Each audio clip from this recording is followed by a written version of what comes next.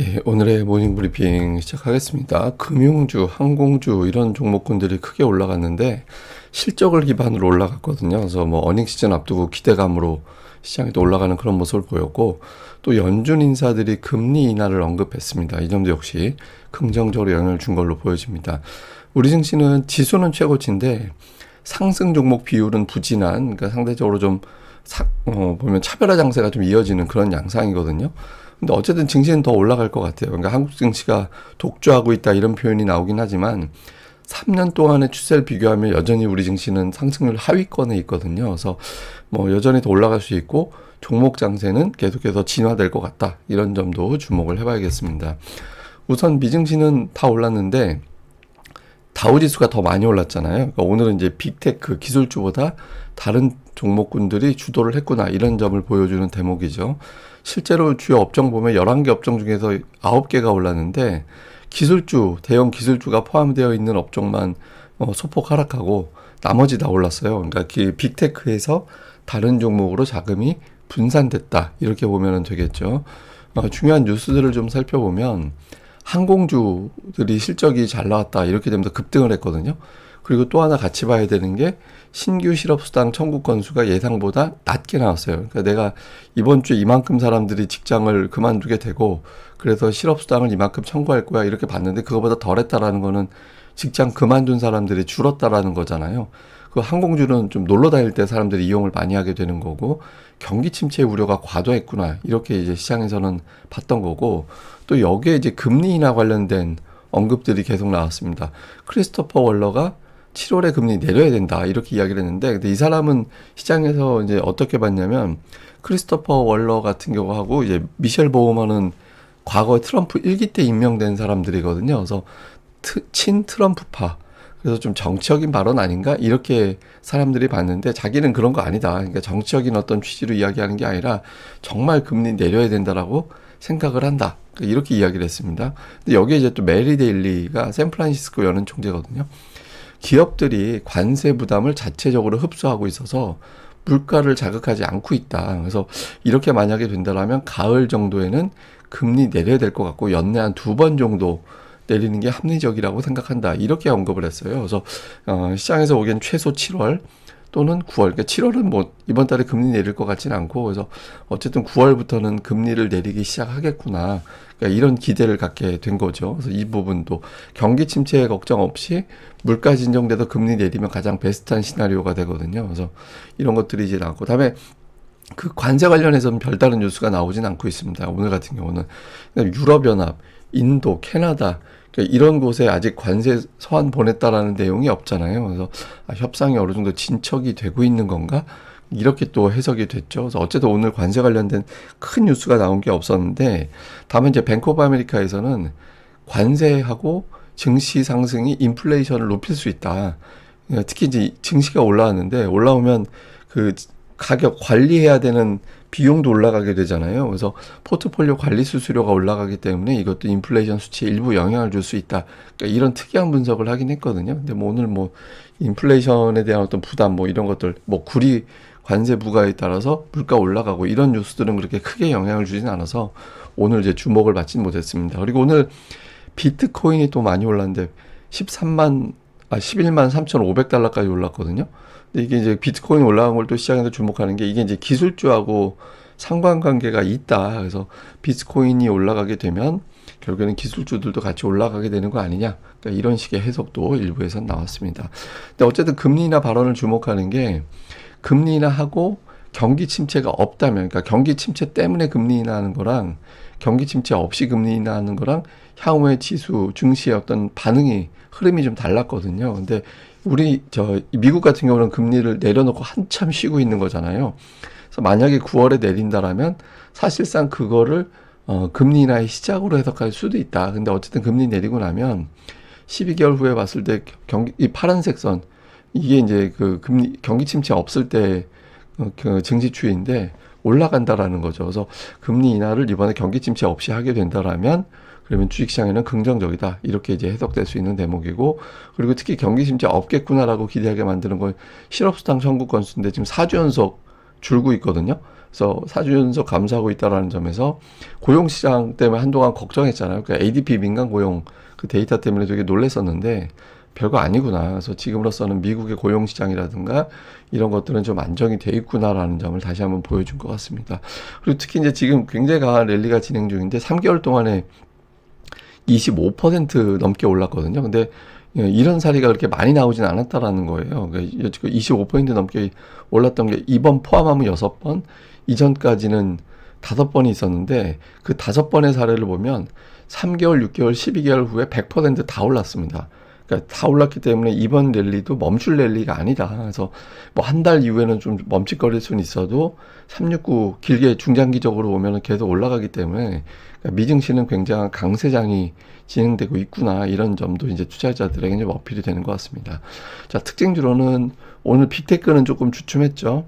뭐 엔비디아가 오늘 시가총액 4조 달러 넘어갔습니다. 그러니까 중국의 제품을 공급할 것 같아요. 그러니까 지금 백악관 가서 이제 트럼프 만날 거라고 알려져 있고 그 다음에 또 중국으로 넘어간다고 하잖아요. 그리고 일부 보도에 의하면 9월부터 그 중국에 판매할 제품을 지금 만들고 있다. 뭐 이런 식의 어떤 보도도 나온 게 있죠. 그래서 엔비디아가 어쨌든 소폭이긴 하지만 또 올라서 시가총액 4조 달러 위에서 마감하는 이제 그런 모습을 보였고 테슬라가 오늘 많이 올랐거든요. 그 테슬라 올라간 거는 머스크가 댓글로 그러니까 이제 뭐 질문 오고 하니까 거기에 이제 답변으로 로보택시 서비스 지역이 확대된다. 그러니까 이런 내용을 공개를 했습니다. 지금 이제 텍사스 오스틴에서만 이제 하고 있는데 캘리포니아나 애리조나로도 이제 넘어갈 것 같다. 그리고 그 외 지역도 예를 들어서 뭐 샌프란시스코나 이런 데는 규제 당국의 승인을 기다리고 있다. 뭐 이런 내용들이 공개가 됐거든요. 그래서 테슬라의 어떤 주가가 큰 폭으로 올라가는 그런 모습을 보였고 그리고 오늘 항공주가 엄청났어요. 뭐 우리나라도 연동이 될지 봐야겠는데 유나이티드, 뭐 델타, 뭐 사우스웨스트 이런 데가 다 일제히 급등했거든요.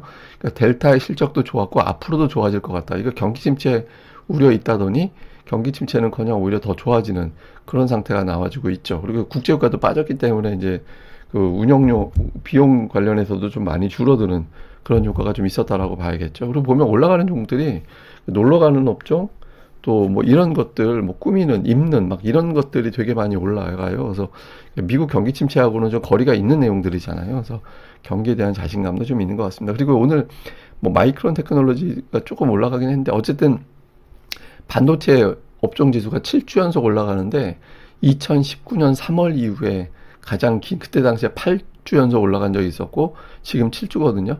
그러니까 그때 이후에 최장 기간 올라가는 거예요. 그래서 지금 업종별로 보면 반도체도 은근하게도 올라가고 있구나라는 점을 보여주는 것 같습니다. 근데 이제 미국이 되게 특이한 게 미국 지수 선물 보면 안 된다는 게 그러니까 지수 선물보다 정규 시장에서 더 많이 올라가는 그런 현상이 나오고 있거든요. 그래서 뭐 야간 선물이니 우리가 보면 뭐 나스닥 선물 지수니 뭐니 뭐 이런 거보다 정규 시장이 되게 중요했다. 정규 시장이 더 강했다라는 점을 또 보여주는 것 같습니다.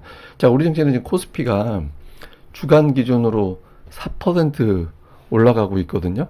되게 강하게 올라가고 있는 상태인데 다만 이제 문제는 뭐냐면 이거는 상승 종목 비율이에요. 그러니까 상승 종목 비율 20일 이동평균선인데 이게 올라가면 상승 종목 비율이 그동안에 되게 많았다, 높았다. 그런 걸 보여주는 건데 이거는 지수하고 좀 차이가 있죠. 예, 지수는 연중 최고치 넘어서 막 완전히 몇 년 만에 최고치 올라가고 막 그러고 있는데 상승 종목 비율은 아직까지 못 따라가고 있다. 이거는 뭐냐면 차별화 장세. 예. 차별화 장세가 되게 심하다라는 거예요. 그래서 뭐 실제로 그렇죠. 뭐 금융주라든가 아니면 최근 들어서는 뭐 방산, 조선 이런 것들이 올라가고 나머지 종목들은 좀 주춤하는 그런 모습이 있었잖아요. 그래서 이런 것들을 감안해 볼 때 우리 증시가 되게 차별화가 되고 있구나라는 점을 보여주는 거고. 근데 실제로 보면 이제 그 외국인 투자자들이 주로 이제 매수 주체예요. 그러니까 기관들은 약간의 어떤 매도 우위를 보여주고 있죠. 근데 외국인 투자자들이 대형주 매수하지 중소형주 매수 잘 안 하잖아요. 예, 그런 모습이 나오다 보니까 또 기관 투자자들은 최근에 이제 유행에 민감한 그런 종목군들 집중적으로 이제 거래를 하고 있고, 그래서 상대적으로 개인 투자자들이 선호하는 업종의 상승률은 좀 뒤처지는 그런 모습이 나오고 있는 거죠. 근데 이제 제가 주목하는 건 연기금이에요. 그러니까 연기금이 어제 장중 기준으로는 2,700억대까지 순매수가 들어왔었거든요. 근데 보시면 연기금이 그동안 매도하고 있었잖아요. 그동안에 계속 매도하다가 어제 갑자기 동기호가의 이제 옵션 만기라도 저게 확 줄어들긴 했지만 직전까지 2,700억까지 들어왔는데 연기금이 지금 주식을 줄이는 이유는 전체 포트폴리오 자산에서 우리나라 주식 비중을 정해져 놓고 있잖아요. 그러니까 그걸 증시가 워낙 강했기 때문에 우리나라 주식 비중이 높아졌을 거예요. 그러니까 포트 비중이 더 높아졌으니까 이걸 덜어내고 뭐 다른 걸 사고 이렇게 됐을 텐데 지수가 그렇게 강하게 올라온 상황에서 연기금이 어제 장중에 굉장히 강하게 매수를 했다라는 거는 아마도 국내 주식시장 상황을 감안해서 주식 비중을 조절한 거 아닌가? 한국 주식 비중을 좀 바꾸기 시작한 거 아닌가? 이렇게도 보여지거든요. 혹시 만약에 그렇게 된다면 삼성전자를 비롯해서 어떤 주요 대형주들의 움직임에 약간의 어떤 변화를 줄 수도 있게 되거든요. 그래서 연기금이 오늘장에서도 저렇게 강하게 매수하는지 중요한 포인트로 봐야 될 것 같습니다. 코스닥 시장은 아직은 갇혀있죠. 800포인트 안쪽에서 갇혀있는 상태가 아직은 유지가 되고 있거든요. 근데 이제 봐야 되는 게 코스닥은 뭐 몇 번 말씀드렸지만 대장주가 없어요. 대장주가 없었던 이유가 뭐였냐면 코스피는 정책 변화, 그러니까 여러 가지 어떤 상법 개정을 비롯해서 정부의 어떤 정책, 그리고 뭐 자사주 소각, 배당, 뭐 이런 것들 이슈로 올라가는데 코스닥은 관련된 종목군들이 별로 없잖아요. 근데 코스닥에 이번 주 들어서 알테오젠이 계속 양봉을 내면서 주가가 강세를 보이고 있거든요. 물론 이게 이제 코스피 이전 상장 이슈 때문에 올라가는 측면이 있긴 한데 어쨌든 시장 자체로 볼 때 그동안에 없었던 주도주가 나오는 거 아닌가. 그럼 이게 이제 이거 자체가 지수를 끌어올리면서 다른 종목까지 자신감을 갖게 되는 그런 계기로 작동할 수 있게 되거든요. 그래서 코스닥은 꼭 알테오젠 아니더라도 예를 들어 뭐 오늘 테슬라가 또 올라가고 하는데 테슬라 올라간 건 사실은 자율주행 이슈로 올라가는 거라서 전기차에 어떻게 영향을 줄지는 모르겠습니다만 어쨌든 2차 전지를 비롯해서 다른 대형주까지 좀 확산이 되는지 이거를 좀 볼 필요가 있습니다. 근데 최근에 그 기관은 계속 파는데 외국인 투자자들이 4일 연속 매수하고 있거든요. 외국인들이 연속 매수를 잘 안 했었어요. 그래서 외국인들이 코스닥 쪽에서도 뭔가 좀 관심을 갖고 끌어올리려고 하는 그런 준비를 빌드업을 하고 있는 건가 이렇게 보여져서 코스닥 쪽에서 대형 업종의 어떤 변화가 나타나는지 그러니까 이 점도 잘 봐야 될 것 같습니다. 근데 일단 개인 투자자들이 주도하기는 어려운 게 예탁금이 안 돌아요.